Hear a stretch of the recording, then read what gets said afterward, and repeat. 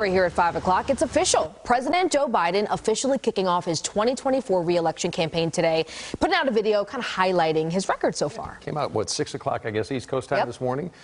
Nobody saw that coming. The announcement, though, comes amid recent polls that do show a large amount of Americans may not be on board with him running again. But if we look ahead and say, OK, let's say he is nominated, he could face former President Donald Trump in a possible rematch. We got political reporter Jack Fink here. So with all of that said, and obviously with the announcement today, what are the local Democrats here in North Texas saying about it? Well, Doug and Nicole, those we spoke with all realize that there is a possibility of a Biden-Trump do-over. Democrats say they're supporting Biden, and regarding his age, some expressed concern, while others focused on his experience. That's why I'm running for re-election, because I know America. I think what was exciting about it is that it really showed his experience. It showed his passion. Regina Montoya of Dallas has met President Biden and is one of 6 national co-chairs of the Women's Leadership Forum at the Democratic National Committee.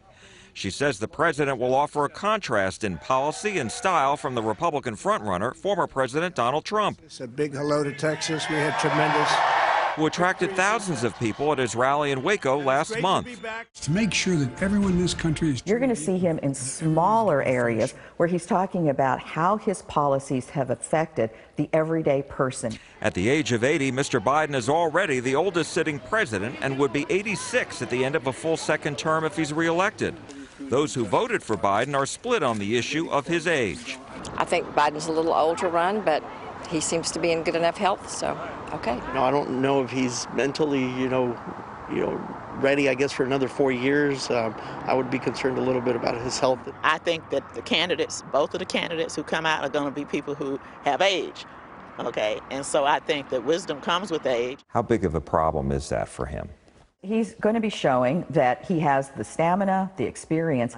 Is you have a candidate who has every kind of experience to deal with the issues in front of this president.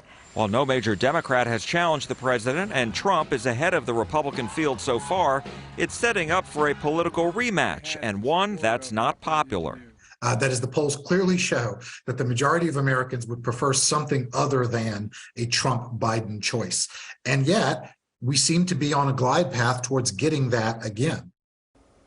2 Democrats are already in the primary to challenge the president. The Republican field is likely to grow, with former South Carolina Governor Nikki Haley already running and Florida Governor Ron DeSantis likely to enter the race. More Republicans are still deciding whether to run. Love it or hate it on the political front, no matter where you stand, it's fascinating to watch. Oh, this is like the most exciting. We were talking about this in the maker room. This is the most exciting time of the year. Well, in August is the first Republican primary debate.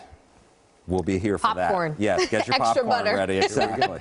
Jack Fink, thank you so much. You bet.